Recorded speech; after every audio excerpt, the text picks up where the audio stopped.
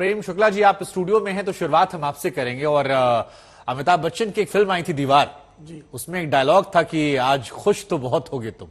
आज आप लोग भी बहुत खुश होंगे। 3 महीने 4 महीने से परसेप्शन की लड़ाई, और अब जब हम देखते हैं कि पहले ममता बनर्जी और अब शरद पवार, और शरद पवार के कद के नेता का ऐसा बयान देना, आप लोग को तो काफी रिलीफ हो गया होगा, आसान हो गया होगा काफी काम। देखिए, राजनीतिक बयानों से किसी को जो है राहत या सांसत ये नहीं हुआ करती। श्रीमान शरद पवार जो हैं, ऐसे मामलों में वो तेल लगाए हुए पहलवान कहे जाते हैं कि उनके शरीर में तेल लगा हुआ हाथ उनका हाथ में आता नहीं है, और कोई पहली बार नहीं कर रहे हैं। देखिए, कांग्रेस और विशेष करके श्रीमान राहुल गांधी वीर सावरकर के विरुद्ध सतत वक्तव्य 9 वर्षों से दे रहे हैं, लेकिन शरद पवार ने पिछले महीने जो है वो उनको इस बात को लेकर जो है सतर्क किया कि आप बार बार वीर सावरकर के विरुद्ध ना बोलें। और अब जो है उन्होंने जेपीसी के मुद्दे पर भी अपनी राय रख दी है। तो शरद पवार अगर कांग्रेस के जो सबसे पहले कांग्रेसी स्वयं रहे हैं, कालांतर में 1999 के विधानसभा चुनाव और 2014 के विधानसभा चुनाव के अतिरिक्त उनका कांग्रेस से लगातार चुनावी गठबंधन रहा है, तो जो स्वयं कांग्रेसी पृष्ठभूमि का हो, गठबंधन में रहा हो, और वह व्यक्ति अगर कांग्रेस के शीर्ष नेतृत्व के विरुद्ध बातें करना प्रारंभ करे तो उसके पीछे राजनीतिक संकेत है या नहीं है। तो उस राजनीतिक संकेत को पढ़ना जो है ये स्वाभाविक तौर पर हर राजनीतिक विश्लेषक का और हर राजनेता का दायित्व होता है। परसेप्शन सर, कुछ लोग ये भी कह रहे हैं और लिख रहे हैं कि जिन जिन राजनीतिक पार्टियों के नेताओं के ऊपर भ्रष्टाचार के आरोप लगे हैं वो भी थोड़ा अडानी को लेकर सॉफ्ट हो जा रहे हैं। तो आप राजनीतिक पढ़ाई की बात करें, ऐसा तो नहीं कि ईडी और सीबीआई भी इसमें कहीं कुछ असर कर रही है? बहुत अच्छा। तो सबसे अधिक तो जो है कांग्रेस को सॉफ्ट होना चाहिए जी, क्योंकि श्रीमती सोनिया गांधी पर 420 का मुकदमा है, श्रीमान राहुल गांधी पर 420 का मुकदमा है, ऐसे उनके तमाम नेता, शशि थरूर पर मुकदमा है, बहुत सारे नेताओं पर उनके मुकदमे हैं। तब तो कांग्रेस को बहुत सॉफ्ट हो जाना चाहिए था अगर यही मानदंड है। वो तो कहते हैं गांधी डरता नहीं है। अच्छा, तो बिना डरे ही सुप्रीम कोर्ट में माफी मांग ली थी नाक रगड़ के, क्या था वो? ठीक है, चरण सिंह सापरा जी, ये सवाल बहुत महत्वपूर्ण हो जाता है क्योंकि बीते 3-4 महीनों में हमने देखा कि आप लोगों ने अडानी के मुद्दे को जोर शोर से उठाया, सड़क से लेकर संसद तक उठाया। संसद इस बार ठप भी रही, लेकिन संसद सत्र के बाद जब शरद पवार का यह स्टेटमेंट आता, और शरद पवार एक मंझे हुए राजनेता हैं, इसमें कोई दो राय नहीं है। प्रेम शुक्ला जी भी कह रहे थे कि आपके सबसे पुराने साथियों में से हैं जो कांग्रेस का हिस्सा भी रहे और बाद में आपके साथ मजबूती से रहे। अगर वो ये कहते हैं कि अडानी अंबानी के योगदान जो देश में उसे कमतर मत किए, या हिंडनबर्ग की रिपोर्ट को लेकर वो क्वेश्चन करते हैं, या कहते हैं सुप्रीम कोर्ट की कमेटी जो है उस पर नजर रखें, जेपीसी से कुछ नहीं निकलने वाला, तो एक परसेप्शन की लड़ाई में तो जो परसेप्शन आप क्रिएट कर रहे थे वो तो आम जनता में गया कि देखिए ममता बनर्जी भी साथ नहीं है, शरद पवार भी साथ नहीं है। इससे पहले सावरकर का मुद्दा उठाया, उस पर भी शिवसेना ने विरोध कर दिया। तो या तो आपके मुद्दे सही नहीं उठ रहे हैं या आप विपक्ष को ही साथ नहीं ले पा रहे हैं। तो सवाल फिर होगा कि जनता को कैसे साथ ला पाएंगे?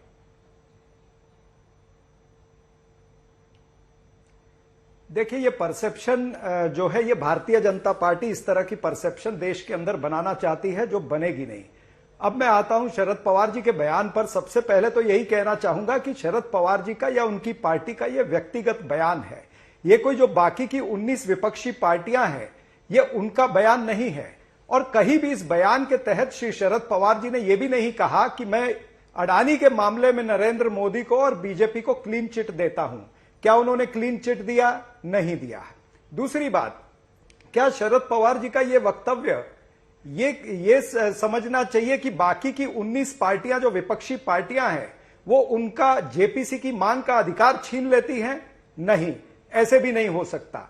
तीसरी बात, यही खूबसूरती है विपक्ष के अंदर जो लोकतंत्र जिंदा है। वो तानाशाह की तानाशाही में लोकतंत्र जिंदा नहीं है, लेकिन विपक्षी पार्टियों के अंदर लोकतंत्र जिंदा है जहां पर संवाद हो सकता है। संवाद जो है ये लोकतंत्र की खूबी है, और इस संवाद को विवाद में बदलने का काम ये भारतीय जनता पार्टी कर रही है। इनका मीडिया सेल या इनके व्हाट्सएप यूनिवर्सिटी करेगी।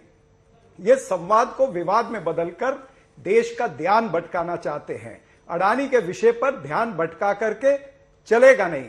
कहीं भी शरद पवार जी ने यह नहीं कहा कि मैं भारतीय जनता पार्टी की विचारधारा का या उनकी विभाजनकारी नीतियों का मैं समर्थन करता हूं। क्या शरद पवार जी ने यह कहा? क्या शरद पवार जी ने यह कहा कि विपक्षी पार्टियां जो इकट्ठी हो रही हैं भारतीय जनता पार्टी के खिलाफ या उनकी सत्ता के खिलाफ, मैं उसमें सम्मिलित नहीं होऊंगा?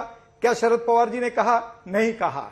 तो शरद पवार जी का ये एक अपना व्यक्तिगत बयान है। शरद पवार जी ने जो आपने जो बातें कही, ये बात बिल्कुल सच है सर, अगर ये इतनी पाक साफ है, अगर ये दो बातें सर आप कही गई है, इस पर मैं आपका ध्यान आकर्षित करना चाहूंगा। एक बात जिसमें कहा कि अडानी को पूरी, मैं सर आपको 1 मिनट से सुन रहा था, एक काउंटर क्वेश्चन करेंगे सर, थोड़े बहुत तो क्वेश्चन अलाउ कीजिए सर। आप सीधे आरोप लगाएंगे तो कैसे चलेगा? अडानी को बाहरी संस्थाएं निशाना बना रही हैं, ये जो लाइन निकल कर आती है, अपनी कहा जाता है कि जिन क्षेत्रों में अडानी काम कर रहे हैं देश को जरूरत है। आपको नहीं लगता कि एक सॉफ्ट अप्रोच उनकी तरफ है, और जो माहौल आपने बनाया कि देश का सारा पैसा अडानी लेकर भाग गए, सारा लूट मार जो अडानी ने कर रखा है, उसको लेकर शरद पवार मैं बार बार कह रहा हूं कि ममता बनर्जी, शरद पवार, ये नेशनल पार्टियां हैं, बड़ी पार्टियां हैं, कम से कम एक माहौल तो बन रहा था सर। उस माहौल के बीच में यह बयान, सॉफ्ट बयान, और इससे पहले सावरकर का बयान, आपके मसलों को जो मुद्दा आप उठा रहे हैं महीनों महीनों तक, उन पर अगर आपके साथ रहने वाले लोग मजबूती से नहीं है तो फिर देश में कैसे मैसेज जाएगा? और बीजेपी जो कोशिश करे, आप खुद कह रहे हैं, फिर उसमें वो क्यों कामयाब नहीं होगी? मुझे यह बताइए कि सॉफ्ट मैसेज या hard message, Bharatiya Janata party अगर पाक साफ है, अगर वो जानते हैं कि अडानी के भ्रष्टाचार में उनका कोई योगदान नहीं है, अगर नरेंद्र मोदी जी का कोई अडानी के साथ में भ्रष्टाचार में योगदान नहीं है, तो फिर 56 इंच का सीना डर क्यों रहा है? फिर 56 इंच का सीना जेपीसी लगा देना। और कहां लिखा है कि अगर सुप्रीम कोर्ट की कोई तहकीकात होने जा रही है तो उसके साथ में जेपीसी नहीं हो सकती? क्या यह हमारे संविधान में लिखा है? और सुप्रीम कोर्ट के ऊपर भी मैं कहना चाहूंगा कि सुप्रीम कोर्ट का जो टर्म्स ऑफ रेफरेंस है ना, वो सीमित है। वो रेगुलेटरी फ्रेमवर्क जो है, रेगुलेटरी बॉडी का, यानी सेबी के फ्रेमवर्क के ऊपर उनकी ज्यादा तहकीकात होगी कि आने वाले दिनों के अंदर इस तरह के घटनाएं, इस तरह का गड़बड़ झाला या इस तरह का भ्रष्टाचार न हो। उसके ऊपर सुप्रीम कोर्ट की कमेटी बनी है। सुप्रीम कोर्ट की कमेटी ये नहीं देखेगी कि 38 शेल कंपनियां कहां से आई, 38 शेल कंपनियों में 20,000 करोड़ रुपया किसका था, चोंगचुंग लिंक कौन है, उसका विनोद अडानी से क्या रिश्तेदारी है, ये 38 शेल कंपनियों के जरिए से कितने करोड़ रुपए आए और वो किसके थे?